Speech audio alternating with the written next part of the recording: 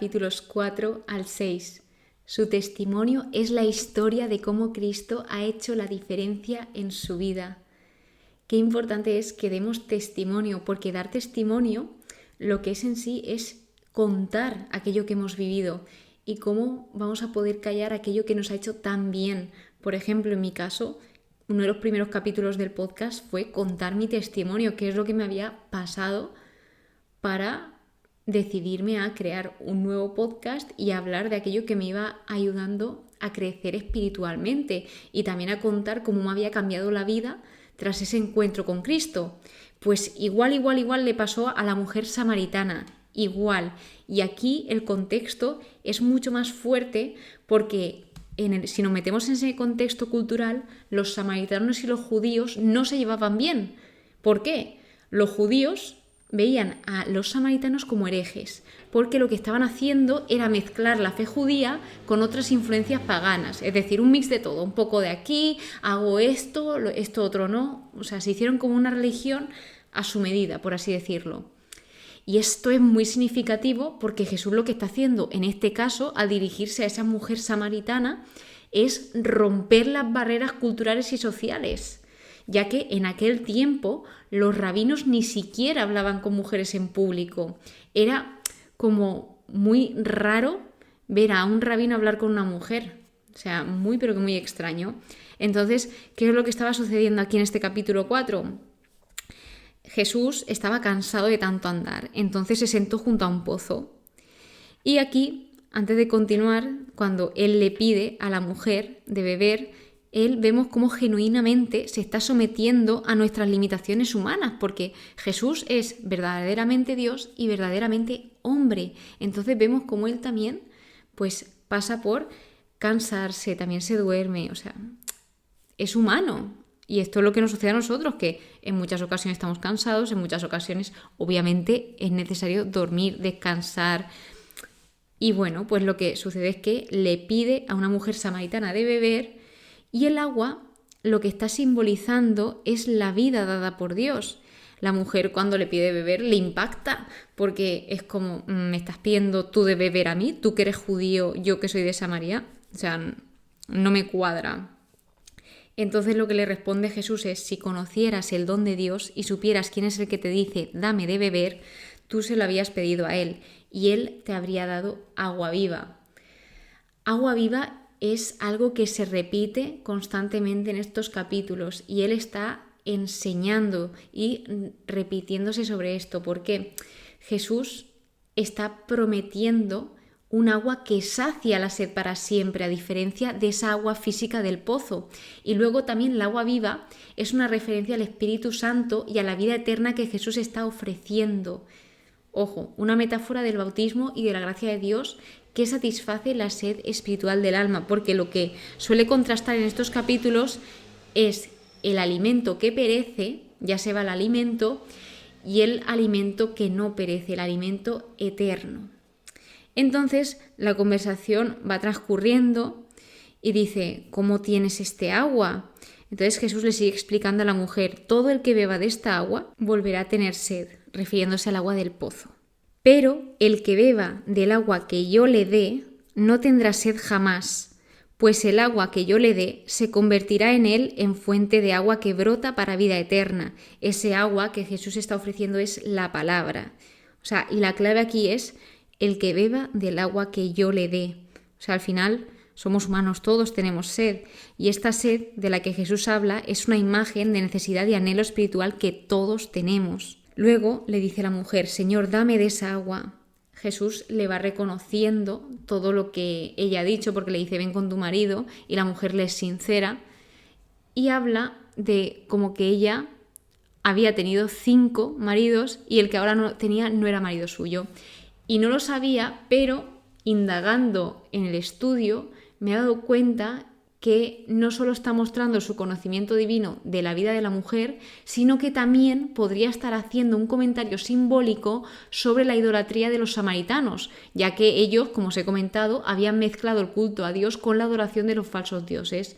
Entonces, esos 5 maridos pueden ser interpretados como los dioses falsos de los pueblos paganos con los que los samaritanos se mezclan.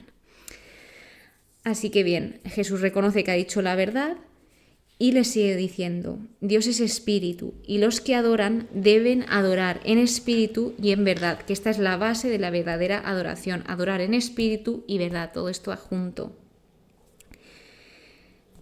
Sé que va a venir el Mesías, es lo que le dice la mujer, y le responde Jesús, yo soy. Yo soy es ese nombre divino con el que Dios se le revela a Moisés en el libro de Éxodo, en el Antiguo Testamento.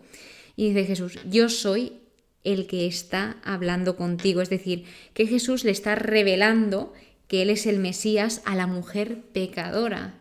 O sea, fijaos, esto para los judíos, para los líderes religiosos de esos tiempos, esto te podía explotar la cabeza, porque cómo alguien está diciendo que es el Mesías y justamente se lo está diciendo a una mujer pecadora, es que no les cuadraba. Así que vemos cómo la samaritana, la mujer, deja su cántaro, que ese cántaro es símbolo de su vida anterior, corre hacia el pueblo y va compartiendo esto a la gente. Es decir, se convierte en una evangelizadora al contar a su pueblo acerca de Jesús. Y es uno de los primeros ejemplos de evangelización en el Evangelio de Juan, y es significativo que sea una mujer y además samaritana la que está desempeñando este papel. O sea, es muy fuerte. Así que Jesús sigue contando, yo tengo para comer un alimento que vosotros no sabéis. Y esto es cuando sus discípulos vuelven y lo ven hablando con la mujer, que también se extrañaron, les impactó a los discípulos que hablase con una mujer, y además una mujer samaritana, y le dijeron que comiese. Sin embargo, Jesús les contesta esto, que tiene para comer un alimento que ellos no saben, y que el alimento de él es hacer la voluntad del que me ha enviado, que ese es Dios, y llevar a cabo su obra. También habla del sembrador y del segador, que unos siembran y otro es el que siega o los que siegan. Y continúa hablando de los samaritanos, que cuando esta mujer va a contar su testimonio, por eso es importante contar el testimonio, porque puede ayudar a muchísimas personas y muchas personas se pueden ver identificadas con tu situación. Entonces, muchos samaritanos creyeron en él por las palabras de la mujer. Ojo, y esto era muy difícil creer a la mujer, y más a una mujer que se supone que era pecadora. Entonces, esto impacta, porque están creyendo en la palabra del Señor y en que Él es el Mesías a través de ese testimonio. Me ha dicho todo lo que he hecho, esto es lo que decía la mujer. Fueron más los que creyeron por sus palabras, porque luego le pidieron a Jesús que se quedase con ellos, los samaritanos, y pues estuvo 2 días con ellos. Entonces, gracias a estar con ellos y compartir con ellos y aquello que les enseñó, dice que fueron más los que creyeron por las palabras de Jesús que por las palabras de la mujer, porque ya ese testimonio habían creído a través de él, pero lo estaban viendo y escuchando con sus propios ojos y oídos. Pues nosotros mismos hemos oído y sabemos que este es verdaderamente el Salvador del mundo. Es decir, los samaritanos simplemente por la palabra de Dios creyeron. Luego va Jesús a Galilea, que tiene un buen recibimiento. Luego hace el segundo signo en Caná, que es la curación del hijo de un funcionario real, donde él fue a rogarle a Jesús por su hijo, que tenía un hijo que se estaba muriendo. Así que Jesús lo que viene a decir aquí es, si no veis signos y prodigios no creéis. Sin embargo, el hombre le siguió rogando y le dijo como que su hijo sería curado. Entonces, el hombre cree en la palabra que Jesús le había dicho y se puso en camino. Cuando llega, comprueba que su hijo se había curado, y justamente se había curado a la hora en la que Jesús había dicho que se había curado. Así que este fue testimonio y creyó tanto él, tanto el funcionario real, como toda su familia. Este es el segundo signo de Jesús, que vemos que el primer signo fue las bodas de Caná, donde este signo lo que hizo es persuadir a sus discípulos, que fijaos que la boda es la mejor de las fiestas, y luego el segundo signo, a quien expresaudió, fue al oficial judío y a su casa, que en este caso este signo se hace en la peor de las tragedias, que es la muerte de un hijo. Y vemos cómo a los samaritanos no les hizo falta ningún signo, simplemente con la palabra de Dios creyeron.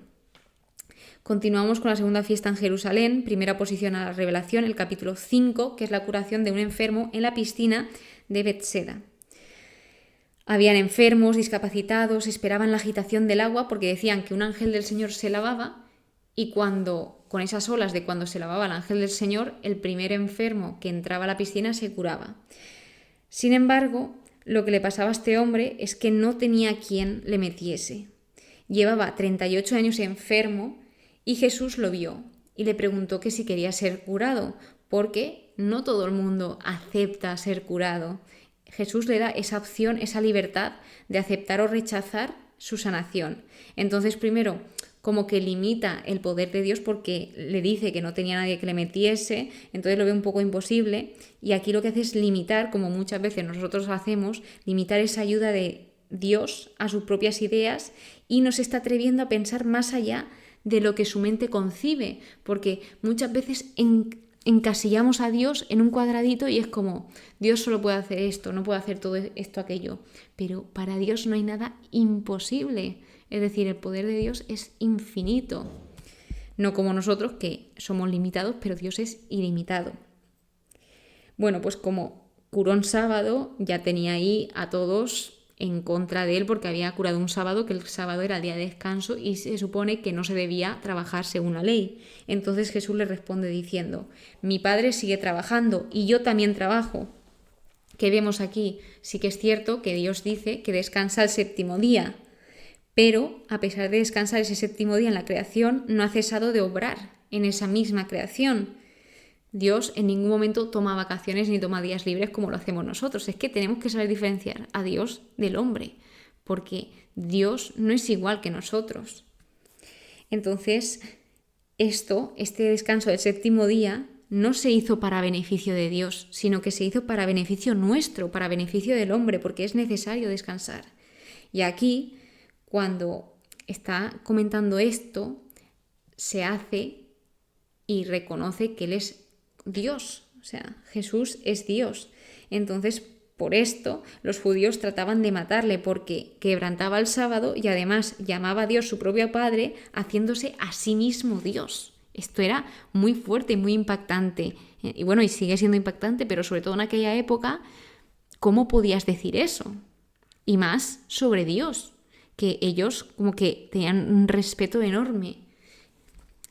Continúa con el discurso sobre la obra del Hijo, que es Jesús. Él habla del ejemplo, que lo que ve hacer al Padre es lo que hace Él. Dice, porque el Padre quiere al Hijo y le muestra todo lo que Él hace. El Hijo da vida a los que quiere.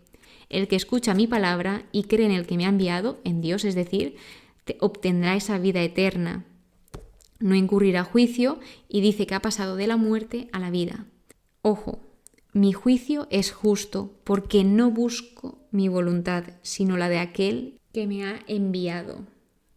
Y volvemos al tema del testimonio, dice Jesús. Si yo diera testimonio de mí mismo, mi testimonio no sería válido. Juan dio testimonio de la verdad y Juan era la lámpara que arde y alumbra.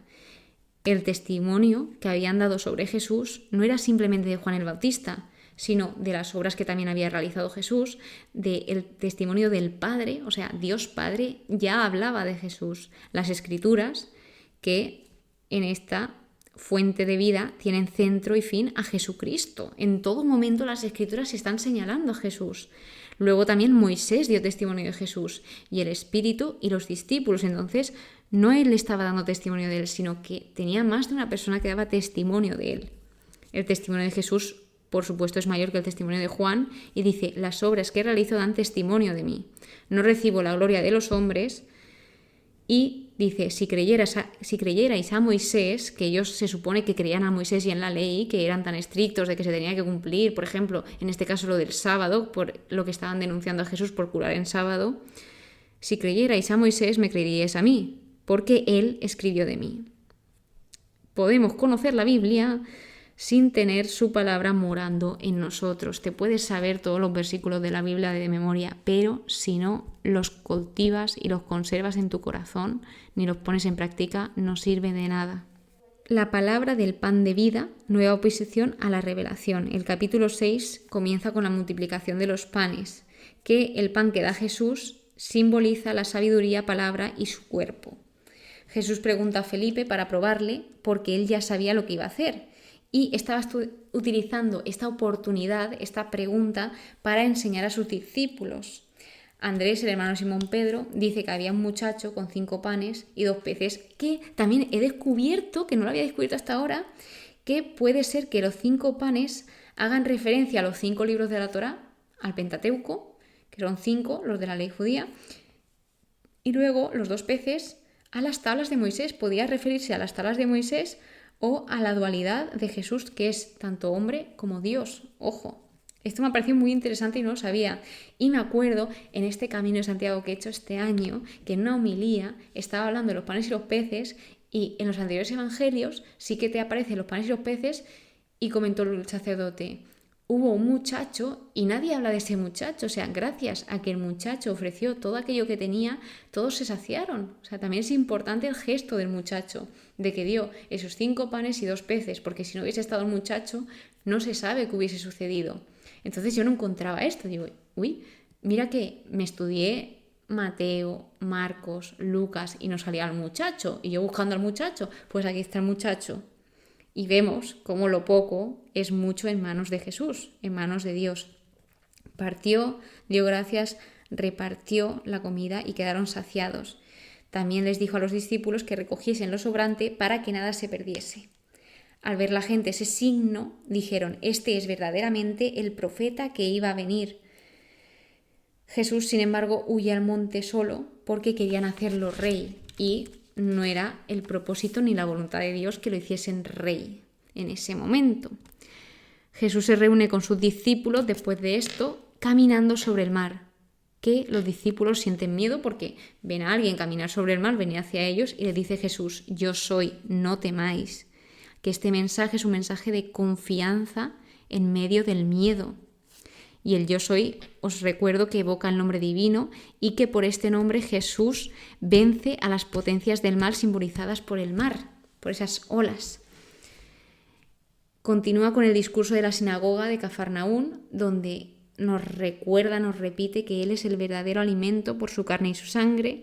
La gente estaba en busca de Jesús tras este milagro del pan y los peces. Y Jesús les dice: no trabajéis por el alimento perecedero, sino por el alimento que permanece para la vida eterna. Aquí lo que está haciendo es contrastar las cosas materiales, que las cosas materiales perecen. Sin embargo, las cosas espirituales son eternas. Es aquel alimento que permanece. Porque siempre, cuenta siempre uno de mis sacerdotes de la parroquia, que es muy bueno, que dice: mirad que he celebrado entierros, pero ningún entierro he visto un camión enorme de mudanza detrás persiguiendo a aquella persona que ha fallecido. Y es totalmente cierto. O sea, tú al cielo no te vas a llevar toda tu casa, todos tus bienes materiales, ¿no? Te vas a llevar lo que has hecho aquí, las cosas espirituales. La obra de Dios es que creáis en quien Él ha enviado. Es mi Padre el que os da el verdadero pan del cielo, porque el pan de Dios es el que baja del cielo y da la vida al mundo. Esto va repitiéndose constantemente. La gente le dice: Señor, danos de ese pan. Y de nuevo Jesús dice: yo soy el pan de vida. Aquí ya reconoce que es Él. El que venga a mí no tendrá hambre, y el que crea en mí no tendrá nunca sed. O sea, cuando habla aquí de creer, también se refiere a confiar, a depender, a aferrarse. Esto simboliza un amor confiado. Y dice: así como el pan es necesario para la vida física, Jesús es necesario para la vida espiritual y eterna. O sea, sin Jesús, por ejemplo, si hablo de mí, no soy nada, no soy nadie. O sea, todo es gracias a Dios. Dice: y esta es la voluntad del que me ha enviado, que no pierda nada de lo que Él me ha dado, sino que lo resucite el último día. Los judíos estaban preguntándose en este momento: ¿pero este no es Jesús, hijo de José, y está diciendo estas cosas? Jesús continuaba hablando y enseñando: nadie puede venir a mí si el Padre que me envía no lo atrae. Serán todos enseñados por Dios. De nuevo, repite y añade: yo soy el pan vivo, bajado del cielo. Ojo, ¿veis? Jesús baja del cielo y se hace hombre. O sea, el mismo Dios se encarna. Ese verbo, esa palabra se hace carne. Baja del cielo para estar con nosotros y entre nosotros. Si uno come de este pan, vivirá para siempre. Y el pan que yo le voy a dar es mi carne para vida del mundo. O sea, la carne aquí está designando al hombre en su condición de debilidad y mortalidad. Y lo que está diciendo es que para comer, por ejemplo, cuando alguien come, es un acto de recepción. Entonces se nos llama a recibir ese pan y esa vida eterna. El hombre se alimenta de la palabra hecha carne, que es lo que sucede en la Eucaristía. Cuando nosotros tomamos ese pan vivo, Jesús se está entregando a nosotros. Por eso dice, el que come de este pan vivirá para siempre. Dice, Cristo nos da acceso de nuevo al árbol de la vida del paraíso, del que no será arrojado el hombre. Siguen los judíos discutiendo y les dice Jesús, si no coméis ni bebéis, no tenéis vida en nosotros. Por eso es muy importante recibir al Señor en la Eucaristía. El que come mi carne y bebe mi sangre tiene vida eterna y yo le resucitaré el último día. De nuevo, el que come mi carne y bebe mi sangre permanece en mí y yo en él. La Eucaristía comunica a los fieles la vida que el Hijo recibe del Padre. Continúan y los discípulos se escandalizan por las palabras de Jesús porque al final está hablando de cosas muy fuertes y muy duras. Le dicen, dura es esta palabra. Y os voy a comentar lo que ponía en el estudio. Esto se refiere a eso que es difícil de aceptar, no a lo que es difícil de entender. Sin duda, estos discípulos encontraron las palabras de Jesús de cierta manera misteriosas, pero fueron las partes que sí entendieron las que les resultaron muy perturbadoras. Jesús les pregunta, ¿esto os ofende? Jesús está entendiendo la ofensa que muchos de sus oyentes tomaron de su enseñanza. Sin embargo, no cambió su enseñanza ni sintió que fue su culpa. Jesús no predicaba solo para complacer a su audiencia. Jesús, si hubiese predicado para complacer a su audiencia, no hubiese hecho la voluntad de Dios. Y vemos como en todo momento Él habla con la verdad por delante y Él defiende esa verdad porque Él viene a hacer la voluntad de Dios y es el mejor ejemplo de hacer la voluntad del Señor. El Espíritu es el que da vida, la carne no sirve para nada. Las palabras que os he dicho son espíritu y son vida. O sea, la palabra de Dios da esa vida, da ese aliento que necesitamos día a día. Cuando en el Padre Nuestro dice, danos hoy nuestro pan de cada día, o sea, dice muchísimo esa frase. Si no se concede por el Padre, nadie puede venir a mí. Ojo a este versículo 66. Desde entonces, muchos de sus discípulos se volvieron atrás y ya no andaban con él. Así que Jesús se dirige a sus 12 discípulos, o sea, porque estos discípulos habla de los discípulos de Jesús en general, no de los 12. En este momento es cuando Jesús se vuelve a los 12 y les pregunta, ¿también vosotros queréis marcharos? A lo que Simón Pedro le dice, Señor, ¿a quién vamos a ir? Tú tienes palabras de vida eterna y nosotros sabemos que tú eres el Santo de Dios. O sea, vemos ese momento de fidelidad y de testimonio. Los mismos discípulos, en este caso Pedro, está dando testimonio y reconociendo quién es Él. Jesús termina diciendo, fijaos, yo os he elegido a vosotros, los 12, y sin embargo, uno de vosotros es un diablo, refiriéndose a Judas Iscariote, que diablo también en otras traducciones se ve como calumniador, difamador, falso acusador, que es lo que hizo Judas Iscariote, acusó falsamente a Jesús por unas 30 monedas de plata. Si os dais cuenta, en estos 3 capítulos habla de la importancia de creer, de confiar, de poner en práctica la palabra de Dios, de preocuparse por ese alimento que es eterno, no por aquel que perece. Porque sí, obviamente somos humanos y necesitamos comer, pero también necesitamos ese alimento espiritual, también necesitamos a Jesús, recibir a Jesús en la Eucaristía. Es muy importante. Y también pues beber de ese agua viva que Jesús nos ofrece, estudiar la palabra, indagar en las Escrituras, es muy importante. Pero algo que también es muy importante es dar testimonio. Nunca dejes de dar testimonio porque seguramente ayudas a muchas personas.